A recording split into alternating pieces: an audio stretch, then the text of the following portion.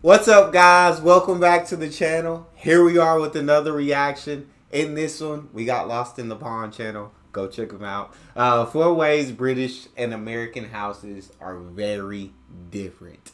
Before we dive into this and figure out what the differences are, if you guys happen to enjoy it, please don't forget to smash subscribe, get a video a thumbs up, and if you would like to support this channel by becoming a member, all you gotta do is smash that join button to receive your exclusive benefits. But let's get lost in this pond. And tea drinkers that we are, we love our kettles, don't we? But they're not just any kettles. These are ones you plug in and then hit the switch to turn on the plug, because I forgot to mention that our plug sockets also have switches. I do know about that.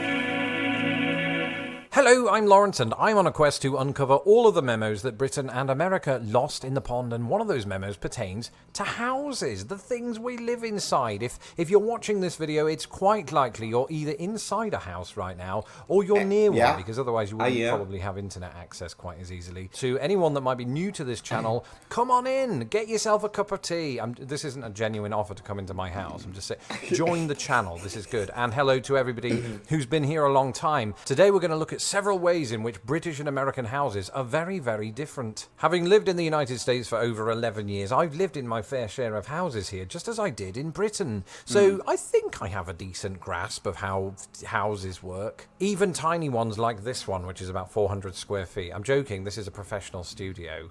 Don't question me. And so without further ado, let's take a look at 4 ways that British and American houses are very, very different. Let's do it.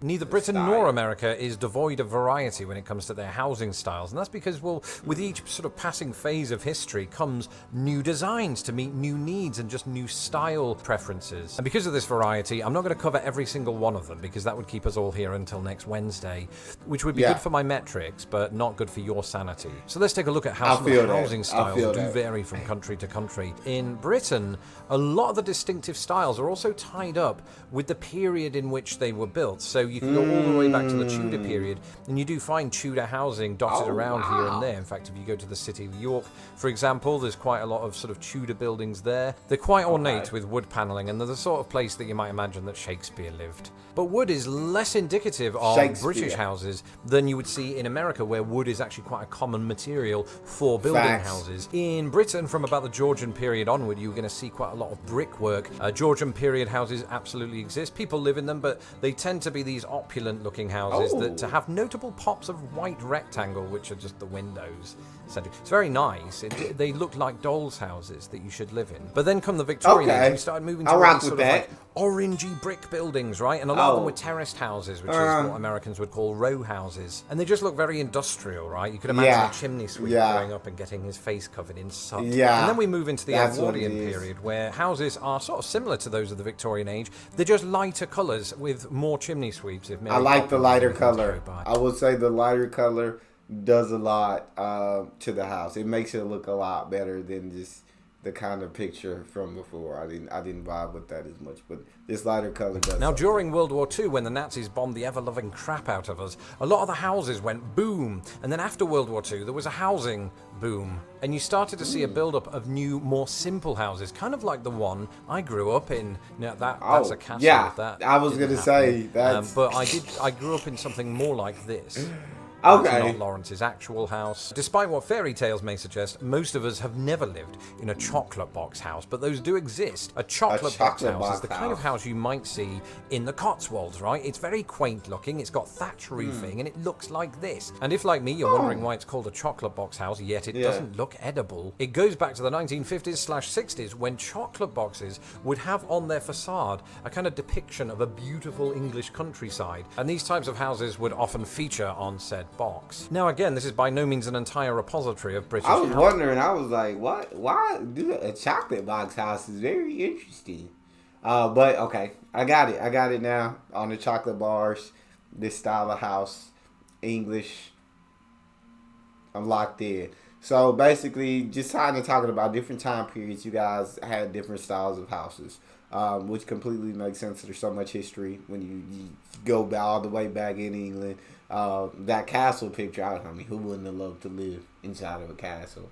But the more modern houses that he kind of showed they do look modern, like you would expect a house to look in a sense. Houses. Neither is the following an entire repository of American houses. It's just the more common ones that you will see when you are here. So Cape Cod houses, you know these types of houses, right? They're the ones with the wood paneling down the side. And I said a moment ago, there you go. You know, America makes American use of wood in this country. Yeah. There's just so much of it. So many woodlands around the country, and it's a huge country from which to pull that resource. So they do, and it's cheap. But funnily enough, the Cape Cod style has its history with English settlers who came here in the 17th century and started building Cape Cod style houses in New England. Now, during the post-World War II period, partly to provide, you know, housing to veterans coming back from war, there was a revival of Cape Cod style housing, and it started to be built not just in New England, but all along the East Coast and in the Midwest, and even out west. Anybody that's seen the Goonies will know that. And it was this style of housing that I first moved into when I moved to the United States. And I've got to say, even despite the Midwest winters, it was really warm. You know, you'd think it would be quite drafty because of all of the gaps in the wood. You could go to specific streets or neighborhoods or areas of the United States and only find these houses for miles and miles. So I lived in one of those, but my grandparents-in-law lived in what is known as a ranch-style house. And these are sort of really low-down buildings, don't typically have 2 floors to them. And once again, these houses became popular after World War II. There was just generally a big sort of boom after. Yeah, this definitely looks like a typical American house. Once big, but 1 story. And I used to really like the thought of 2-story houses, like, you got a whole nother story. But you know, I actually prefer like everything being on 1 story. It makes life more simple for me.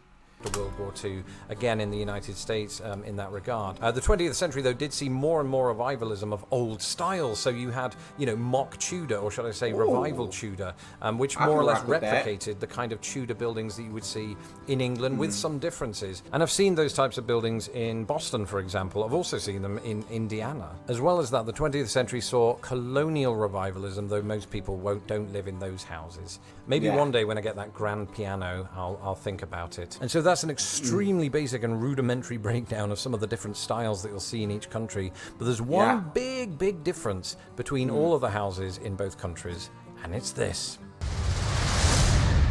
The size. Let's face it. Oh yeah, I've heard about the American houses like being bigger than British houses.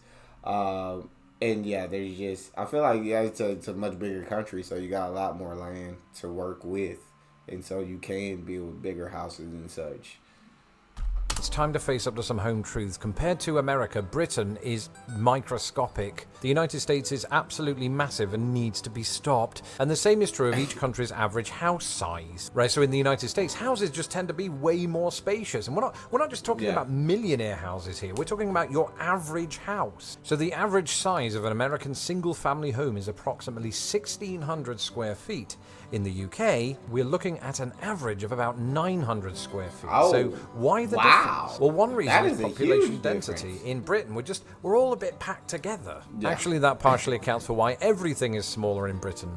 Not everything, not the cups. But in America, there's just so much land, and relative to that land, so few people. So, you know, make them as large as you want, and they do. They're huge. Yeah. But also a large majority of American houses are... Me and my wife, like, after I finished videos for about a month, we would go and like deliver groceries just to make extra money on the side, and also it got her like out and walking. She's pregnant, so that was important. So and yeah, we'd go and deliver to some houses, and it'll knock your socks off, man. Seeing some of these houses, it's absolutely insane seeing the houses that some of these people live in. It'll definitely help you start dreaming about what you want to live in, because oh my, they're gigantic. It's making me want to work harder now to get in one of them houses. Relatively new, meaning that they were able to benefit from, you know, building methods and materials that other countries like Britain were not. And the post-war expansion of American highways meant that this was enhanced even more. Those materials could be moved around the country more easily, and of course this ushered in a more grand housing development. Now, all size aside, try saying that after 10 tepid tequilas, things become subtly different once you're inside the houses of either country. Is gadgets the right word? I don't know. I'll have to fire my graphics team. Either way, we're essentially talking about accessories, the things you have in your house that make that house work, even when you're doing the house work. So, for example, airflow, right? America's bigger on its overhead fans and air conditioning units. Yeah. We don't usually use those. I mean, we like to punish ourselves, especially in the summer. But we can crack a window open, and it doesn't get oppressively hot. Always. And so we've mostly been fine with this situation. It does mean that insects get in. So daddy longlegs will get in the house and mosquitoes, but it's a small price to pay for not having air conditioning. Actually, so quite why like air conditioning now that I've lived in the US. Speaking of... Yeah, air conditioning is absolutely clutch. I ain't gonna lie to y'all. Air conditioning and heating is an absolute necessity here in the US, and y'all might not need it in Britain, but it's a necessity here. Can't imagine life without it. But why don't you, do y'all do sunscreens, or y'all don't do? I've seen videos where they never had a sunscreen on the British window, so I assume y'all don't do them. Why not is the question. To stop like mosquitoes or insects from coming in. Got the sunscreen, and you still get the wind in. You still get the wind to cool down the house, but you don't get the pesky insects. Speaking of insects, you also don't see in Britain those insect screens that you put in the windows, hence why they're getting in. In America, they're virtually in every house, but then again, you know, in Britain, we don't have black widows or brown recluses or the types of mosquitoes that make your face go like this. So I can see why it's justified. I mean, you still get ants, or is that just me? Not sure how they get in, maybe cracks in the wall, or maybe through the plug sockets. The plug sockets, of course, are different in both countries too. In Britain, you have the 3-pronged outlets, and in America you sometimes have 3, but occasionally 2, and they're smaller in America than they are in Britain. That's one of the few things about which you can say that. Separate taps, of course, for hot and cold water. Americans combine them all into one. Where's the logic in that? I'm joking. And while we're on the subject of sinks, I think I see that in every culture shock video or everything. Differences between US is British having 2 taps, and I learned from one video that was because you take a look at time when a lot of UK architecture was built, they were doing 2 taps back then. But I think some British nowadays are starting to put more of 1 tap into more places. I feel like it's just easier, hot, cold, warm, all in 1 tap. Makes life easy. Most British sinks don't have that sort of food waste disposal thing that you press the button and it does the noise. Amazing. That was one of the best things I discovered after I didn't discover it. Somebody else came up with the idea and I just used it. But it's amazing. It's just so pleasing to know that all that gunk gets broken down. And just don't put your hamster in there. I've learned that lesson from someone else. I didn't do it, just read about it on Reddit. Letterboxes. Firstly, Americans don't call them letterboxes, but mailboxes. And typically don't have them on the door, but outside in the garden, yard. Yeah. The garden/yard is different. Often smaller in Britain, but very well kept up, depending on the family. And just massive yards here with, mesh fences and things like that, or picket fences. Back inside, a lot of properties in the United States will have walk-in closets that are built into the actual walls of the house. Whereas in Britain, you bring your own closet/wardrobe to put your clothes in. And that takes up more space, I've just realised. So we're shooting ourselves in the foot every step of the way. But then again, you average house is smaller, so you may not have as much room for a closet built into the house. That may take up more room than you want to be taken up. But yeah, you expect when you buy a house here, you expect for it to come with closets built into the rooms. But it's crazy kind of hearing all the differences. I did know that the UK, it had your wardrobes. Yeah, when we have the closets. Houses are much bigger, so it only makes sense that the yards are bigger. Mailboxes, yes, you can have them on your door, you can have them by the door, but most of the time they're out by the street, so the mailman just drop them off next, not really having to get out of his vehicle much. Except when it comes to washing machines and dryers. How cool is this? We combine them both into one giant That cube, is really cool. Whereas America has 2 separate cubes. I And love tea them drinkers combined. that we are, It's just y'all got the 2 taps and we got the 1 tap, but y'all got the washer dryer combination, which we have that option here. It's an expensive option, but for the most part, most people have washer dryer. It's different. Why wouldn't we just all have a washer dryer? We love our kettles, don't we? But they're not just any kettles. These are ones you plug in and then hit the switch to turn on the plug, because I forgot to mention that our plug sockets also have switches. And then, you turn it on. Don't need a stovetop, and it heats up. Just like that, you've got your water, Bob's your uncle, pour it into a mug, Bob's there's your cup of tea. In America, you do have the stovetop kettles, and part of me likes that because it does this really pleasing whistling sound at the end. Now, if you were paying attention during that list, you may have noticed that I touched on some of the terminological differences when it comes to housing in either country. And that brings us on to our final entry. Talk to me.